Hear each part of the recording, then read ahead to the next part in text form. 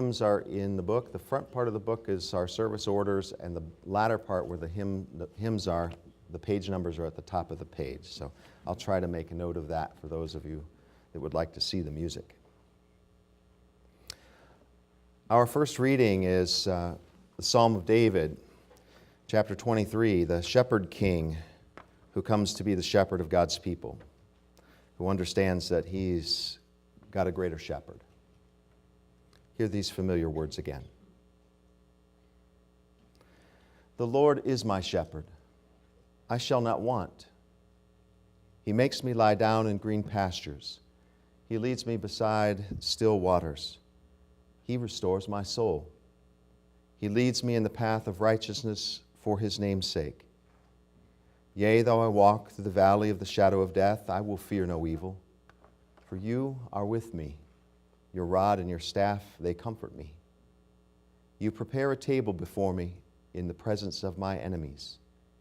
You anoint my head with oil. My cup runs over. Surely goodness and mercy shall follow me all the days of my life, and I will dwell in the house of the Lord forever. Here ends the reading. There have been 3 folks who've asked to share different parts of Jerry's life, and I'm going to invite them to come forward. It's John and Wendy and Judy. Do you guys want to come up all together at once, and you can sit up here?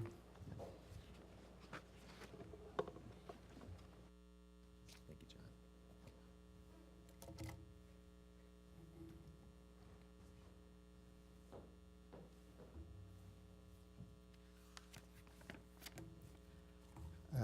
John. Good afternoon, everybody.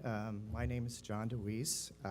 My partner and I, Greg, we've been friends with Jerry and Mariella for, counting now, 34 years. And we cherish their friendship. We really have had a lot of good times with them, and we hope to have many more with Mariella, too, and her boys. I'm not much of a public speaker, but so I hope you bear with me. But I want to try to honor Jerry and his life and share with you some of his attributes, my observations, and stories of my good friend. Jerry and I met at AP&T Architects, and AP&T stands for Abrahamian, Pagliasotti, and Tanaka. So that's why we have the acronym AP&T. Most people can't spell it or say it. And I see there's some of my fellow co-workers here today, and Jerry would be really pleased that they showed up and honored his life. So Jerry actually hired me as a junior designer in 1983.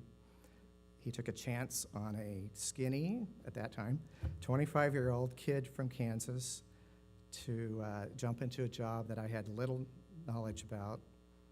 And I recall that I was replacing Colleen G., who was another designer, and she was leaving for maternity leave. And I don't think Colleen is here today, but I thank her for having a baby, because I would not have met Jerry and had the good times at AP&T and had the good working relationship with and friendship with the people from AP&T. Jerry was a good manager. He was a good mentor to us and to some of the designers that are here today. And he had a great design sense. He generally believed in less is more philosophy, but he gave his staff, the staff designers, a lot of free rein and just enough rope, but we never enough to get us into trouble. He always stood by our team and helped to sell whatever concept we might have come up with. One of the many things I learned from Jerry was how to stand up for myself. I saw Jerry stand up for his beliefs many times, and whether it be with a client, a boss, or coworker, or someone he felt was being treated unjustly. He would go for broke. He would often win them over, and if he did, he never gloated. When he lost the battle, which he did often, he never took it personally. He never, never held a grudge, and he considered it water under the bridge. He would just move on. And I'm sure he would go home and sleep like a baby, where I would tended to rehash the events, and I would go over and over and couldn't let it quite go so easily. But as I've aged, I get it now, and I try not to sweat the small stuff that Jerry has done most of his life. So, as most of you know, Jerry was funny.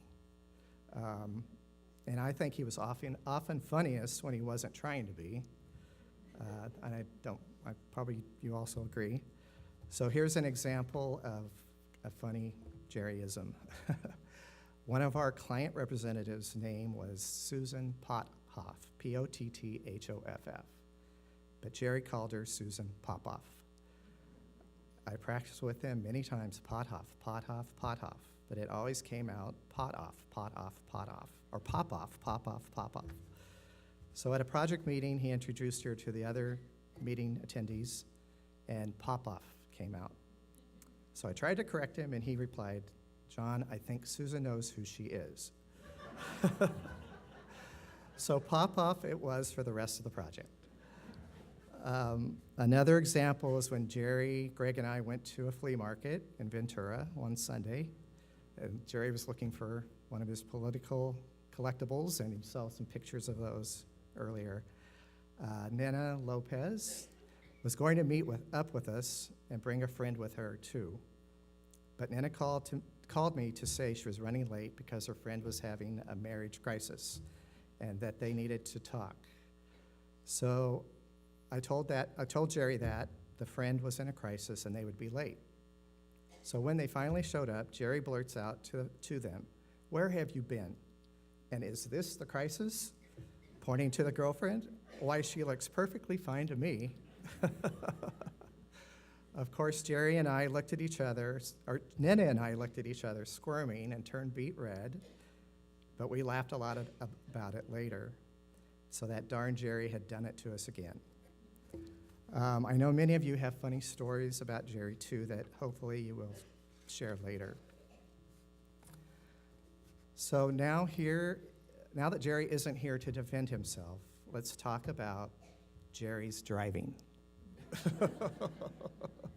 OMG. How many of you had the pleasure to ride in a car with Jerry at the wheel? I have. Let's just say that no one was going to get a cat nap if he was driving. Jerry always wanted to drive whenever we went anywhere for work. It was usually to the Pacific Design Center. He drove like a bat out of hell, and would brake gas all the way there, swerving, cutting in and out, tailgating all the way there. By the time we got there, my right leg was cramped up and sore from putting on the brakes. He always wanted to hurry up so we could get back to the office. But I would say, why don't we take our time and get everything we need so we don't have to make a second trip? And this was said for self-preservation purposes. But I do think Jerry liked to drive because he drove for 30 years from Thousand Oaks to Pasadena 5 days a week, 110 miles round trip. I had a quarter for every white or silver Toyota Tacoma pickup that he went through. I would be a rich man. One time, I was driving to my new job in downtown LA on the Pasadena Freeway. I was in the left lane, inching my way, as typical, to work. I was ready to exit, heading into Chinatown. All of a sudden, some guy next to me is honking and yelling, "Honk, honk. Hey, roll down your window, honk, honk." My first thought is, what did I do to you, jerk? Then, oh no, is this what road rage is about? And I thought, oh, is he going to have a gun? I carefully looked over, and it's Jerry, honking and waving. My lane starts to move. I roll down my window and say, "Hey, Jerry, where are you going?" He responds, "Pacific Design Center." Just then, his traffic lane stopped, and bam, he rear ends the car in front of him. So I'm already going down the off-ramp, and I think, oh, SH, you fill in the rest? I need to go back and see if everyone's okay. So I wind my way through Chinatown, then over the hill to Dodger Stadium, through Elysian Park, get back on the Pasadena Freeway. This took about 30 or 45 minutes. By the time I got to the scene of the accident, Jerry's truck was gone, just a few parts and pieces in the road, and the car he hit was parked on the shoulder. So this was before cell phones. So I thought, well, I can't do anything. I went on to work, called Jerry later, and found out that everyone was okay, but another silver-colored Toyota Tacoma pickup had just bitten the dust. So Jerry just took it all in stride. We had many fun times with the gang, and the gang kind of included Jerry, Mariella, Nina, Jesse, Melina, and usually a friend, Judy, Greg, and John. We had good food, good drinks, hikes, walks, scintillating conversation, and sometimes not so scintillating, weekends at the beach, and remember Jesse, Leo Carrillo? We went there one time, and Jesse said, it has plenty of shade. And we all ended up like lobsters at the end of the day because there was no shade.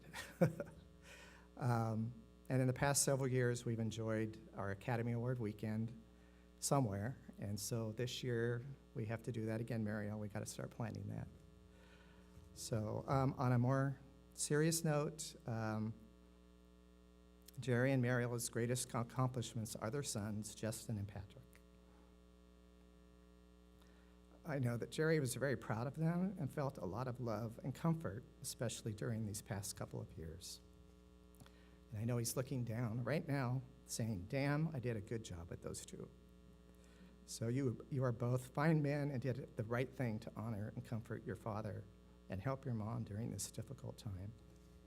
You should be proud of yourselves, both of you. And you are your father's legacy. And Mariella, you gave Jerry such a gift of love, compassion, and comfort as his journey came to an end. You meant the world to Jerry, and your gift to him was wonderful and inspirational. And he was blessed to have you as his wife. So as I look around the room, I see what I see as community. Jerry, and this was Jerry's community. It took a lifetime for him to design and build, and his life continues on in all of us. So if I had a glass of wine, and I don't, but I would raise my glass and say, to Jerry Edgar, a kind and generous soul who lived a life full of love, laughter, compassion, and joy. Cheers to my friend, and I miss you already. Thank you.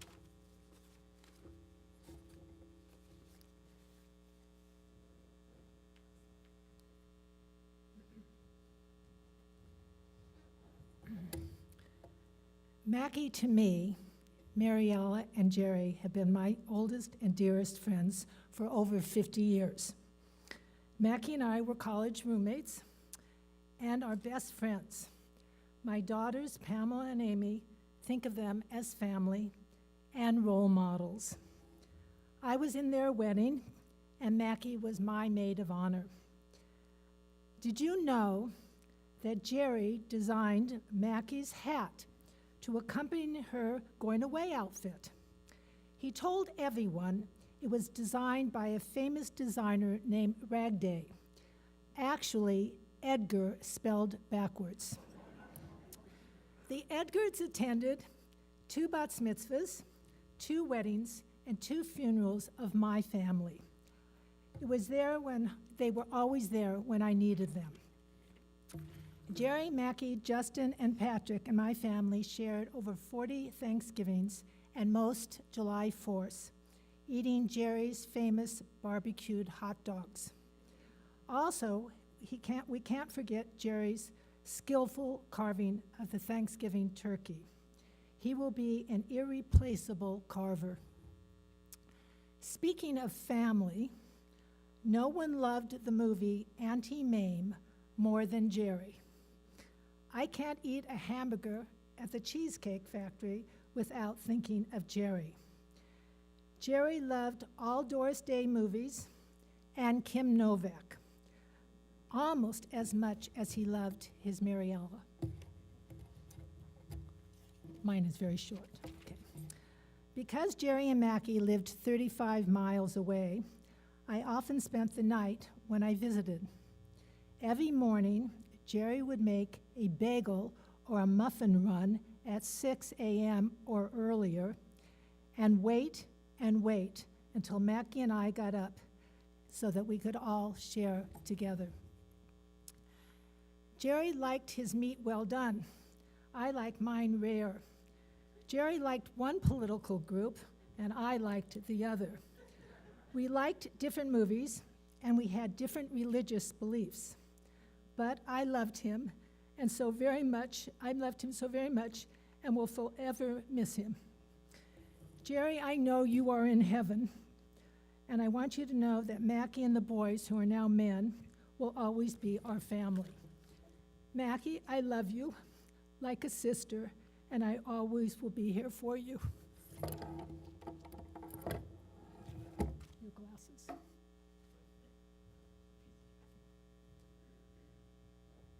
Hello, everyone. Can you hear me? Okay. As he was to many of us, Jerry was a special friend to me, too. Our friends called him Ken of Ken and Barbie. He had many sides to him. I bet you didn't know that his favorite TV shows were Golden Girls, Matlock, Project Runway, and Housewives of Beverly Hills. He only wanted to see funny movies, not just a tall, handsome fox with a warm, ready smile. He was a loyal friend with a deep, unwavering faith in Jesus. As a loyal friend, he listened intently and was always willing to share his talents. He volunteered to help friends whenever he could. I often asked him for advice. Such a willing listener, Jerry patiently heard my dramatic stories and offered suggestions. He would want to know all about my social life, and he was always looking for someone for me to meet so he could get the juice on my dates. He spent weeks in his workroom making several life-size cutouts of Tweety Bird, Sylvester, Bugs Bunny, and Daffy Duck for my daughter's baby shower. Another time, I needed a costume for a skit where I played a cute cow. He and Mariella helped me make a cow with a bell, horns, and a tail. There were lots of laughs that day, since the horns had a mind of their own. I wonder where that cowbell went. And my favorite stories about Jerry deal with his love of gardening. One day, I was over to walk with Mariella, and he motioned for me to come on over and check out his truck. I looked in the back, and there was just a treasure trove of supplies and plants and all kinds of things for gardening. And he says, "And they're all free!" And he waved his arms full of scratches from the plants, and there I noticed the always dignified Jerry had become a dumpster diver and was proud of it. All of the places he frequented had dumpsters located outside the gates. He would wait for about half an hour after closing and then watch for the manager to lock up and leave. Then he would walk over to the dumpster to save all the plants he wanted. What a gift, what a find. He would come by my house at least once a week with more plants and leave flats of flowers. This went on for months until we had more than we needed and daylight savings time ran out. There are still plants in my yard from those escapades, and they are a constant reminder of my very special friend. I mentioned Jerry's unwavering faith in Jesus. It is his faith that brings me calm in the absence of my friend. Jerry may have moved on from our physical world, but his spirit lives on in the plants in my backyard. Anytime I see a dumpster or a cowbell ringing, for that matter, his sage advice and sense of humor, even up till the end, shall remain with me. Until the next time, my friend, save some plants and laughs for me.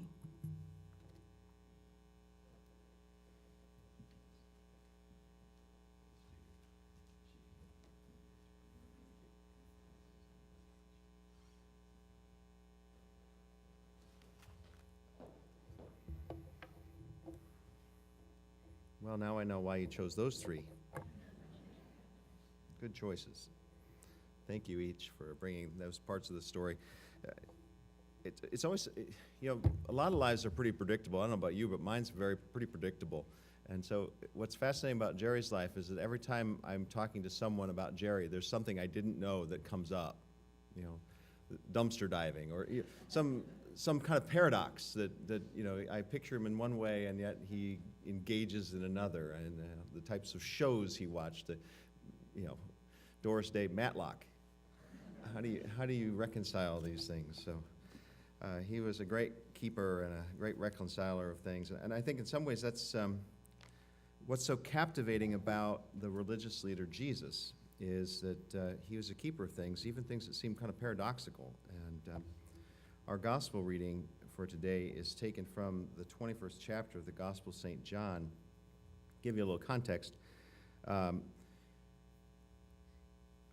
Jesus gets arrested, and the Romans are going to crucify him, and his followers are, as his followers are today, not that great. You might admire Jesus, but it's really hard to admire some of Jesus' followers, even as one of Jesus' followers. One of his followers' name was Simon, who he changed the name Peter, which means the rock. His first name was Simon. It means shifting sand, and he continued to look like shifting sand pretty much through his life, even though Jesus saw something different in him, the rock. So when Jesus is arrested, John tells us that Peter was nearby, and he denies and swears a curse upon himself that he'd never even met the man. Okay, so this is a kind of betrayal of friendship that's gone on. Jesus is crucified and dies, and 3 days later rises from the dead. He begins to appear to the disciples, which is, of course, disconcerting and more alarming than hopeful, and they don't quite know what to make of it. But Peter knows that he has betrayed Jesus, and he knows that Jesus knows that he's betrayed him. But Jesus, the great keeper of people, comes to Peter, and here's the engagement that they have on a shore eating breakfast with each other where Jesus has provided breakfast. This is John chapter 21, 15 to 17.